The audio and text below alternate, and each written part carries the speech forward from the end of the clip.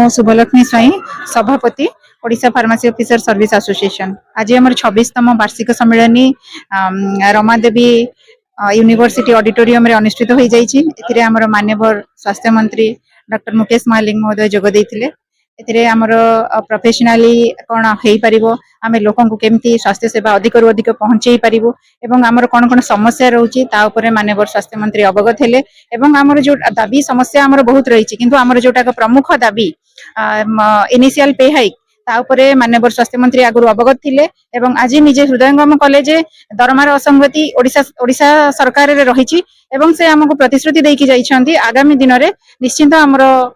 मुख्य दाबी को पूरण करिवे। आज हमर थिले माननीय स्वास्थ्य मंत्री थिले, ओडिशा ओलंपिक एसोसिएशन सभापति माननीय समीर महांती महोदय थिले,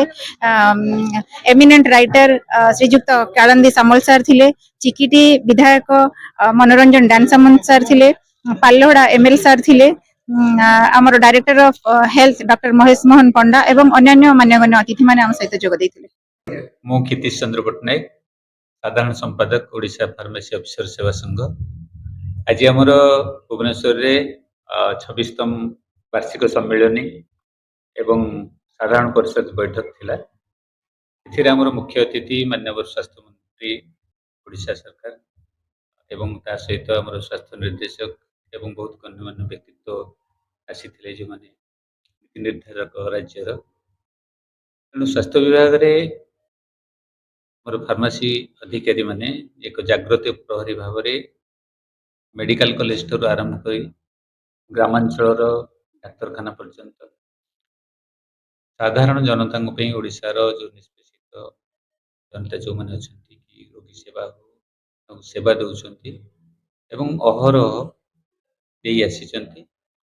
प्रत्येक योजना रूपायन कर सफलता सरकार जो से बहुत बड़ भूमिका आमर फार्मासी अधिकारी भाई बहन अच्छी। विशेषकर मुझे सरकारी उदासीनता लगी किसी आमर जो आगुरी विभिन्न कर्तृपक्ष कहतु सरकार कहतु जो गुड़ा हो पारि ना विभिन्न दाबी गुड़िक ये सरकार समय किसी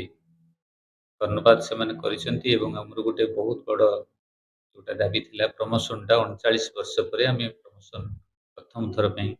पाई लोक मैंने एवं आउ गोटे जो मुख्य दाबी गोटे थिला पे को लेकिन बेसिक पे को लेकिन विषय रे सारा भारत रे अन्य राज्य तुलन में आमर ओडिशा रे फार्मेसी अधिकारी माने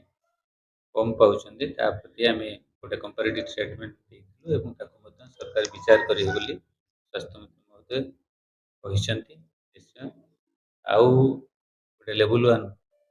एवं सीपीओ प्रमोशन बाबद रे कहउतले जो प्रमोशन हला परे ऊपर जो पोस्ट गुड़िक खाली अच्छी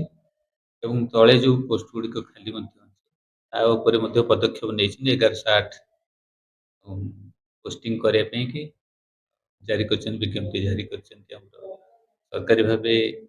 घोषणा कर सरकारी भाव से तेणु आम ये विषय जहाँ आज आश्वासन पाइलु जे ए विषय से पदक्षेप ने आम सरकार को धन्यवाद देवा सहित जनसाधारण को आम अंगीकार बोध स्वीकार कर प्रमोशन